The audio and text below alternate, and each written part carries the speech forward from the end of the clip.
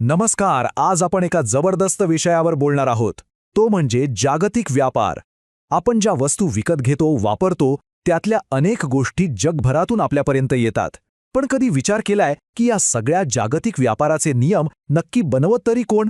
चला, या स्रोतांच्या आधारावर हेच समजून घेऊया. हा प्रश्न खरंच विचार करण्यासारखा आहे, नाही का? म्हणजे बघा, आपल्या हातातला मोबाईल फोन घ्या किंवा अगदी आपण रोज खातो ती फळं.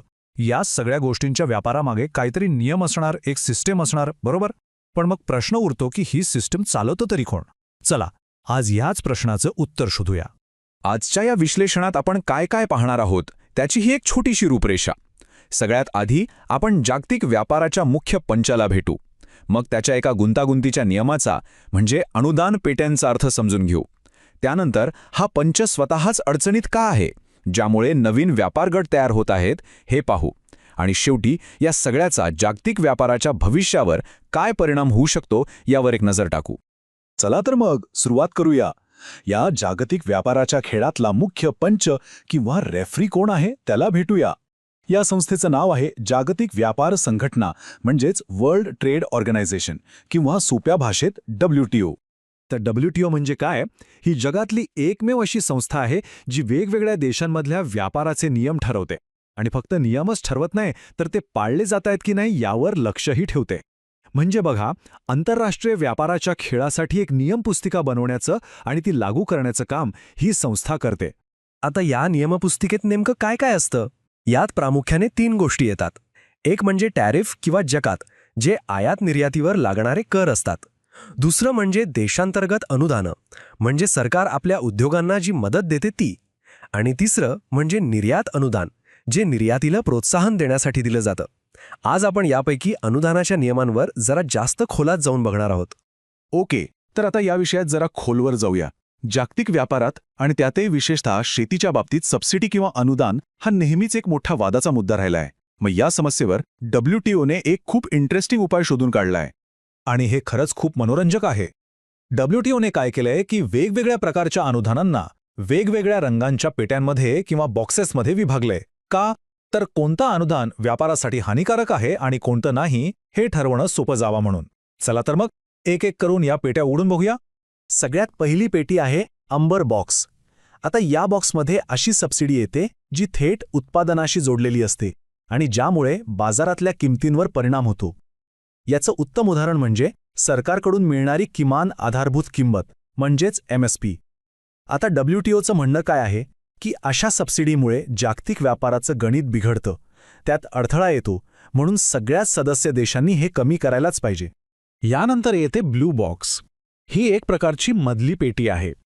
यात अशी अनुदानं येतात जी उत्पादनावर काहीतरी मर्यादा घालण्याच्या अटीवर दिली जातात.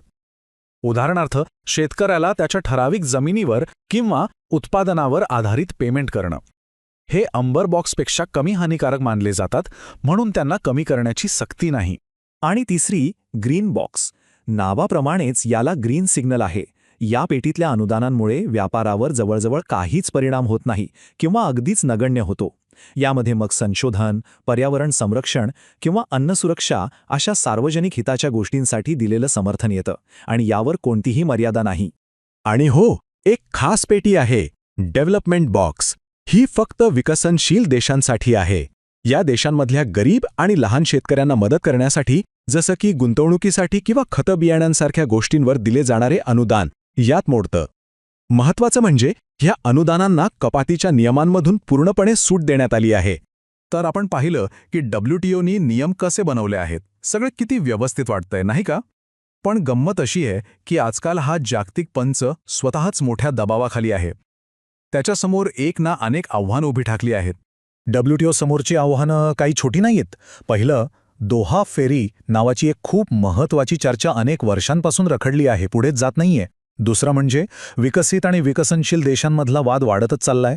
तिसरं, आणि हे खूपच गंभीर आहे, की व्यापाराचे तंटे सोडवणारी जी मुख्य यंत्रणा आहे ना, तीच ठप्प झाली आहे. आणि चौथं म्हणजे अनेक मोठे देश पुन्हा एकदा संरक्षणवादी, म्हणजे फक्त स्वतःच्या व्यापाराचा विचार करणारी धोरणं अवलंबत आहेत.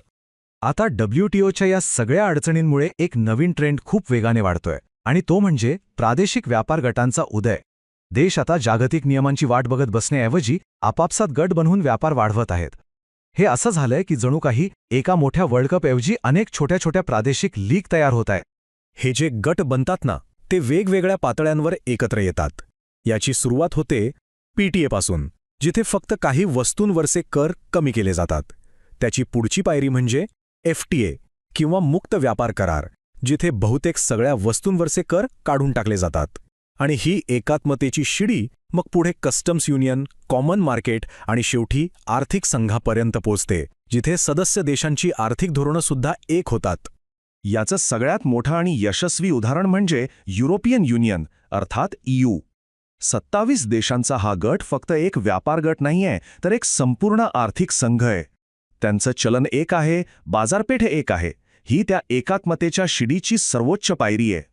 दुसरीकडे आशियामध्ये बघा, इथे RCEP नावाचा एक मोठा व्यापार गट तयार झाला आहे. यात आसियानच्या 10 देशांसोबत चीन, जपान, ऑस्ट्रेलिया असे एकूण 15 सदस्य देश आहेत. यावरूनच प्रादेशिक गटांचं महत्त्व किती वाढलंय याचा अंदाज येतो. उत्तर अमेरिकेतही मोठे बदल झालेत. तिकडे नाफ्टा नावाचा एक खूप जुना करार होता, तो आता संपलाय. आणि त्याची जागा 2020 मध्ये USMCA या नवीन कराराने घेतली आहे. म्हणजे हे प्रादेशिक करारसुद्धा कायमस्वरूपी नसतात, ते सतत बदलत राहतात. आणि हे फक्त व्यापाराच्या बाबतीतच नाहीये, तर इतर आर्थिक गटही विस्तारत आहेत. ब्रिक्स गटाचं उदाहरण घ्या.